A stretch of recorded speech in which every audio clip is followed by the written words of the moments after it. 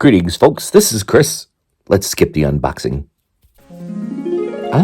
Behold, the SAR B6P. This is the second SAR B6P that I have gotten. If you guys remember, a long time ago, and you're probably getting a skosh of deja vu, probably not 20 years ago, and it was not 20 years ago, it was 7 or 8 years ago, I reviewed the SAR B6P Compact, and I got rid of it. And you might be asking, why did you get rid of it if you were just going to get the SAR B6P again? Well, it was just one of those things. You guys know how it goes.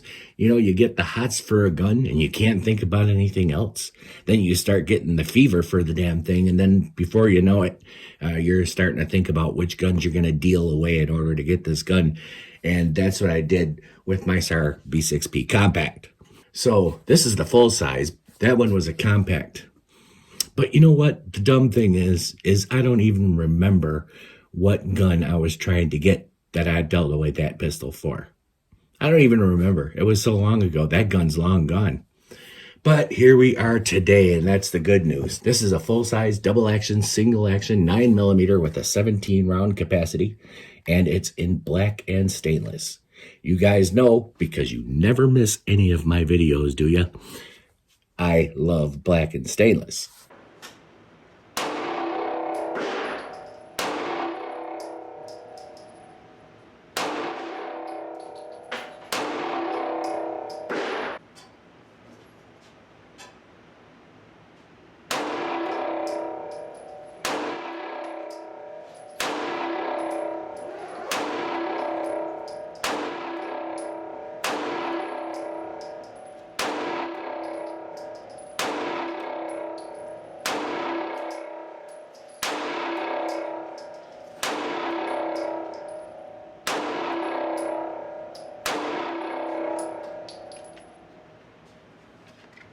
Now, the specs for this pistol are as follows. This is 8.1 inches long. I gotta assume that is at the slide, or at least from here to the back of the frame here. I don't think that includes the beaver tail. I could be wrong, but I do not believe it does. It's 1.1 inches wide, and that's probably at the frame, right? Because it's not gonna be at the slide. That's gotta be at the frame, with the exceptions of the controls here, which you've got the safety and the slide catch / slide release. They protrude quite a bit. And in that way, this gun is kind of like your host. It's sleek and curvaceous with mild protrusions.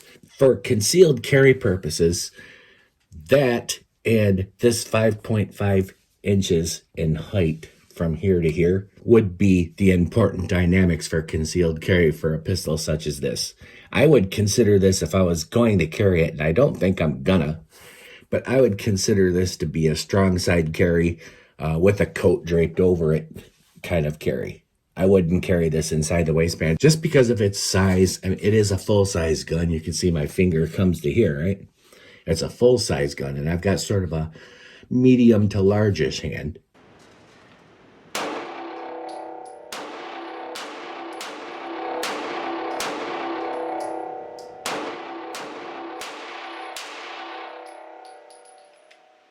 And the gun is 28.2 ounces.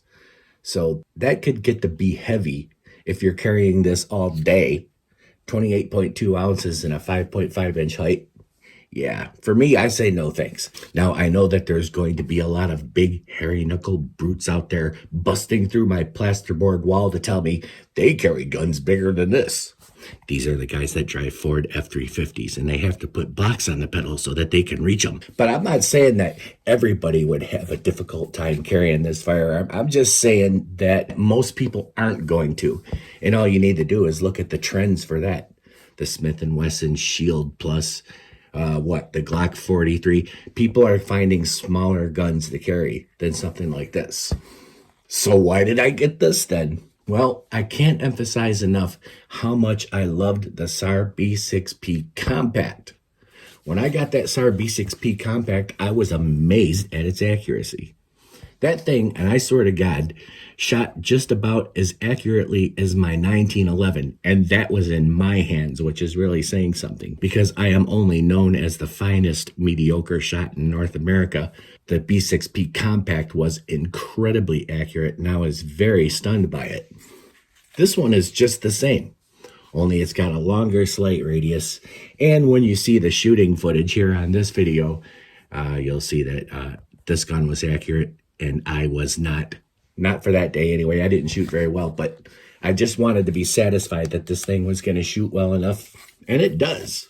So far, so good with this. It's running flawlessly. Oh, I said running. How tactical of me.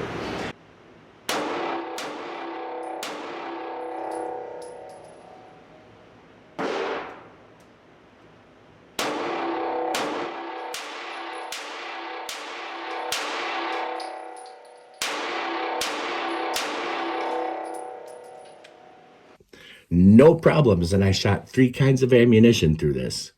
I shot Federal's 9mm 115 grain. I also shot an ammunition that I got at Dunham's called Venom. Well, anyway, that was the cheapest ammo they had, and it was fine. It was 115 grain, full metal jacket, all brass. And I also shot blazer brass. So this pistol didn't have any problems with those. Now, a lot of people tend to call these CZ75 clones, but if you're thinking about getting this pistol with the hopes that some of these parts are going to be interchangeable with your CZ75 or vice versa, you might be disappointed, because this does follow the CZ75 format with the slide riding inside the frame and all. I don't think that it is a clone, because a lot of these parts are definitely not interchangeable. The barrels, I guess one person was able to get a barrel in a CZ75, but it didn't fit perfectly, and he was afraid to shoot the gun for fear that it was just going to lodge in there and he wouldn't be able to use his pistol anymore there. So I'd say the closest you're going to get is the magazines. Now, with the magazines, which the good thing is this one comes with 2. Large capacity ammunition feeding devices. When I got my SAR B6P compact, it had only 1, and that's when it was imported through EAA. If I'm remembering this correctly, the SAR magazine will go into the CZ75, and the CZ75 will take it just right. But the CZ75 magazine, if I'm not mistaken, will not seat all the way in this pistol. So that's not even a total compatibility. It's only a one-way compatibility if that's the case.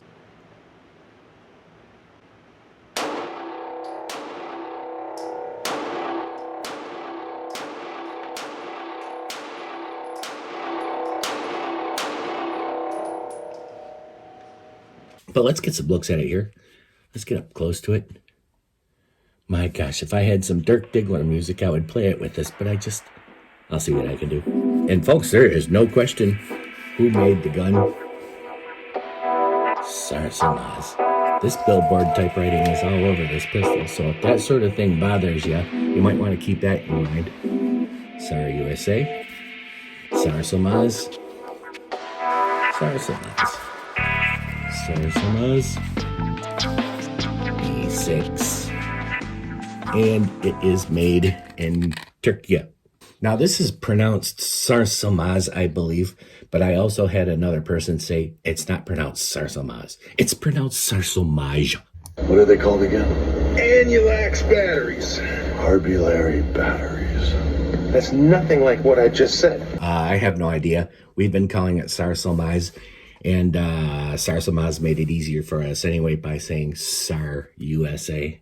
So there, we could just say SAR USA now.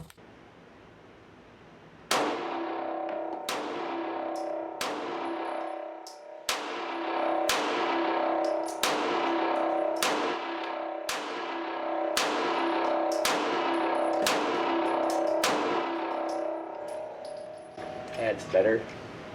The safety is easy to engage and disengage. And this pistol, being a double action, single action, is designed, I pretty much believe it's designed to be carried cocked and locked as a first option.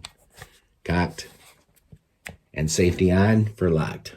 But if you don't want to, and you want to release the hammer, since this does not have a decocker, it's just a safety. How you do that, firmly pinching your hammer while aiming your muzzle at the earth and not at anybody else or your friends or anything like that, because face it, if you shoot your friends while you're at the range, what an inconvenience. You got to pack everything up and go. Pinch your hammer firmly and slowly move the hammer yourself. Don't let the hammer move on its own. You move it yourself to its resting position, let off your trigger, and you're the pharaoh. But if you want to carry it in half cock, which if I am going to carry this, I would go, here we go. That's half cock. Just let go, stop pulling the trigger once you get to this point and it clicks the first time. And that hammer is pretty securely in that position. I mean, Lou Ferrigno can't push this hammer to that flaring pin. So that's half cock. That's probably how I would carry it because I don't mind the double action trigger pull on this. It's about 10 pounds. Some guys say that this is a long, stiff trigger pull. I just say eat some spinach or something. It's easy. It's about a 10-pound double action trigger pull, which, by the way, we're going to officially demonstrate the trigger pull. But before we do, time for a public service announcement. Trigger anxiety and you. 1. The guns in these productions are always unloaded. 2. We are aware of the standard gun safety rules. 3. For demonstration purposes, you may see my finger on the trigger. And 4. It is impossible for you to be shot through a video, so worry not. Okay, now that that's all cleared up, here's the trigger pull. And by the way, this is a double action, single action pistol. Did I say that already? The double action trigger pull, as I had just specified, is about 10 pounds. It's smooth, somewhat smooth, but it's good enough. And especially for the price point on this handgun, which we'll get to, it's smooth.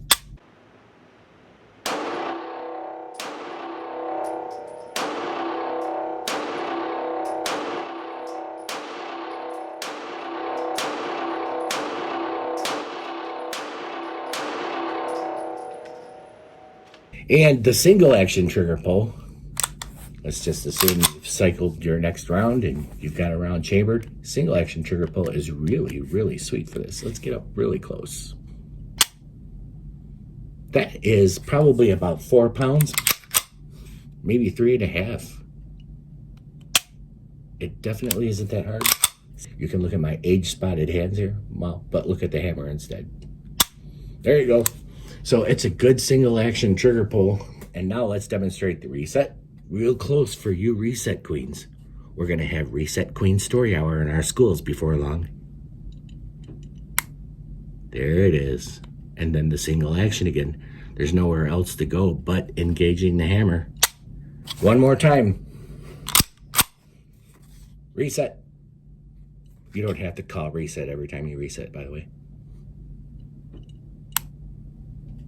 That's pretty good.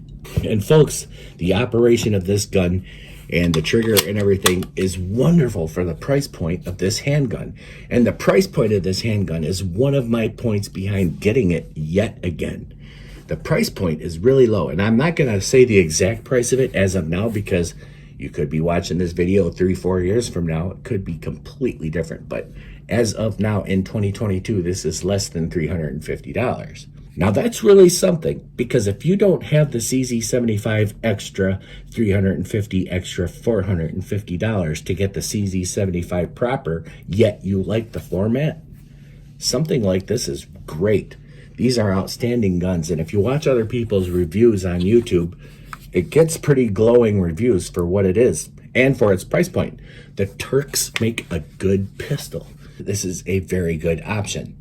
Now, I know that there's a lot of guys out there that like to come into the comment section anyway, even regardless of having heard that it is a good low-cost option, and they want to say, save your pennies and get something better later on. Well, not everybody wants to wait that long before they're able to defend their families. And you can take it from me when we're talking about budgets. There were some times that I was actually living in my car, and there's no way I could have afforded to save for long enough to get the CZ75.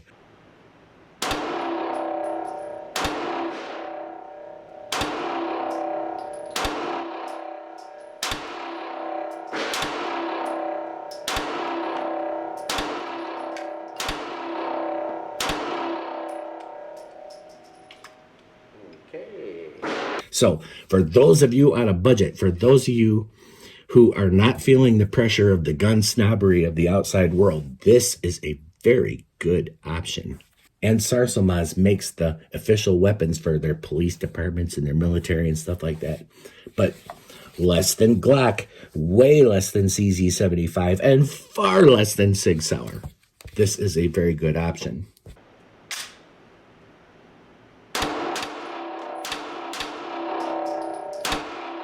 And finally, there is not much that I would change about this handgun. The only thing I would change is that the back strap here and the forestrap right here, well, they're just kind of straight lines. So I'm going to put some rubberized Talon grip tape on the front and on the rear of this. And that's going to give me a little bit more friction holding this gun within my grip so that I'm able to get a good firm grip on this, because this was sliding around somewhat. And you'll see it in the range footage.